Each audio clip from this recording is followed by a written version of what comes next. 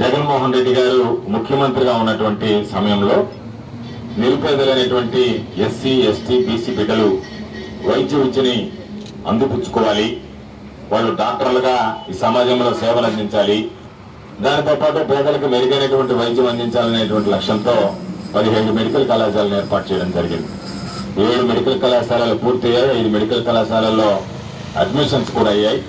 మిగిలినటువంటి 10 మెడికల్ కళాశాలలు వివిధ దిశలో పురోగతిలో ఉంటే మన ఆస్తి, మనకు సంబంధించినటువంటి ఆస్తి, మన హక్కు, దానిని ఈరోజు చంద్రబాబు నాయుడు గారు నేను నాకు సంబంధించినటువంటి వ్యక్తులకు అమ్మేస్తానని చెప్పి మనకు సంబంధించినటువంటి ప్రజల సొమ్మైనటువంటి మెడికల్ కళాశాలలని అమ్మివేయాలనేటువంటి లక్ష్యంతో చంద్రబాబు నాయుడు ముందుకు వెళ్తున్నటువంటి నేపథ్యంలో రాజ్యాంగ అధినేత అయినటువంటి గవర్నర్ గారికి ఈ రాష్ట్రం నుంచి 1 కోటి మంది 1 కోటి సంతకాలతో అయ్యా ఈ మెడికల్ కళాశాలలన్నీ ప్రభుత్వ ఆధీనంలోనే ఉండాలి, ప్రైవేటు వ్యక్తులకు కట్టబెట్టద్దు, దారాదత్తం చేయొద్దు అని చెప్పి చంద్రబాబు నాయుడిని మేము కోరినా మాట వినలేదు. కాబట్టి మీరు జోక్యం చేసుకుని గవర్నర్ గారు మీరు ఈ 1 కోటి సంతకాలు ఏదైతే ఉన్నాయో వినతి పత్రాలు మీకు సమర్పిస్తున్నటువంటి సందర్భంలో దానికి సంబంధించి మీరైనా నిలువరించి ఇది ప్రైవేటు పరం కాకుండా ప్రభుత్వ ఆధీనంలోనే వైద్య విద్య వైద్య ఆసుపత్రుల్లో నడపండి అని చెప్పి కోరడానికే ఈరోజు ఈ 1 కోటి సంతకాల సేకరణ కార్యక్రమానికి శ్రీకారం చుట్టాం. కారణం ఏమిటంటే ఈరోజు మీ అందరికీ తెలుసు, కోవిడ్ లాంటి కష్టకాలంలో వందల వేల కోట్లు ఉన్నటువంటి వాడు కూడా ఆసుపత్రిలో ఒక బెడ్ ఇప్పించండి అని చెప్పి ప్రాధాయపడ్డాడు. ఎంతో మంది ప్రాణాలు కోల్పోయారు.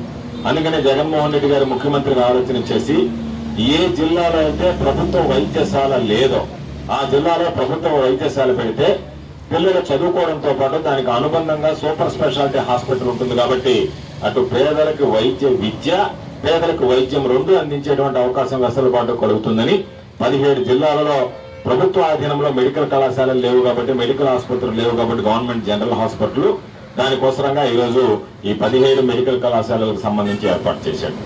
ఈరోజు మీరు ఒకసారి ఆలోచన చేస్తే చంద్రబాబు నాయుడు ముఖ్యమంత్రి అయినప్పటి నుంచి ఎంత ఇదిగా ప్రవర్తిస్తున్నాడంటే ఒక పక్క ప్రజలకు అనేక రకాలైనటువంటి హామీలు ఇచ్చి వాటిని నిలబెట్టుకునేటువంటి పరిస్థితుల్లో లేవు. నిలబెట్టుకోకుండా ఏదో ప్రజలకు ఇస్తానని చెప్పి అధికారాన్ని నిలబెట్టుకున్న ప్రజల సొంతం దోచుకునే దానికి సిద్ధమైనటువంటి పరిస్థితి. మీ అందరికీ గుర్తుందో లేదో, పాపం అందరికీ ఇంటికి కాగితాలు ఇచ్చారు. కొంతమంది తెలుగుదేశం వాళ్ళలో ఉంటే ఇప్పుడు కూడా బాబు షూరిటీ భవిష్యత్ గ్యారంటీని ఒకసారి చదువుకున్నటువంటి వాళ్ళు ఇంటికి పోయి ఆ కాగితం చూడండి. ప్రతి ఆడబిడ్డ 18 సంవత్సరాలు నిండితే 60 సంవత్సరాల వరకు నెలకి 1500 లెక్కన సంవత్సరానికి 18,000 ఇస్తానని చెప్పాడు.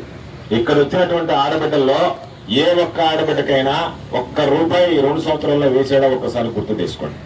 అదేవిధంగా ధరల ఈ పిల్లలకు సంబంధించి నిరుద్యోగులకు సంబంధించి మీకు నిరుద్యోగ భృతి ₹3,000 లెక్కన అనేటువంటి దౌర్భాగ్యం అనేటువంటి సందర్భాలు ఎప్పుడన్నా మనం చూసామో ఒక్కసారి మీరు ఆలోచన చేయండి అని చెప్పి మనం అందరినీ కోరుతున్నాను.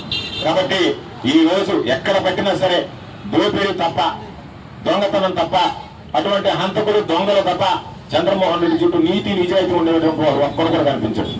కాబట్టి ఈ రోజు పాపం తులసి చెప్పాడు, కరెక్టే తులసి చెప్పింది. పోయినసారి ఎన్నికల్లో చేయనటువంటి వాళ్ళని ఎన్నికలు అయిపోయిన తర్వాత పొరపాటు పడ్డాం, నేను మీ కాళ్ళ దగ్గర పడి ఉంటాము, ఇంకా వదిలిపెట్టి పోము అని చెప్పి సభల సాక్షిగా ప్రమాణం చేసినటువంటి వాళ్ళకి దగ్గర వచ్చాం. ఈసారి మీ అందరికీ చెప్తున్నా, ఈ చెట్ల కొండలకు సంబంధించి ఎవరైతే గతంలో మన దగ్గర పనులు చేసుకుని ఫిరాయించారో వాళ్ళని విడిచిపెట్టడం, ఎవరైతే ఈ రోజు మిల్లి పడుతున్నారో లెక్క రాసి పెట్టుకోండి.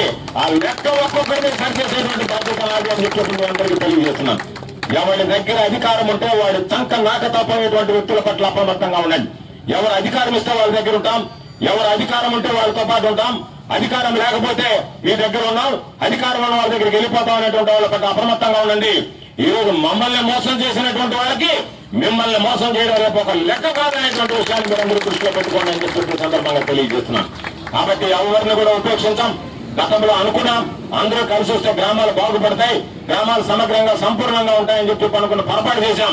తిరిగి జీవితంలో అటువంటి పొరపాటు నా రాజకీయ జీవితంలోనే రేపే కాదు ఎప్పుడు కాదు తిరిగి అటువంటి పొరపాటు చేసేటువంటి పరిస్థితి ఉండదు అని చెప్పి మీ అందరికీ తెలియజేస్తున్నాను.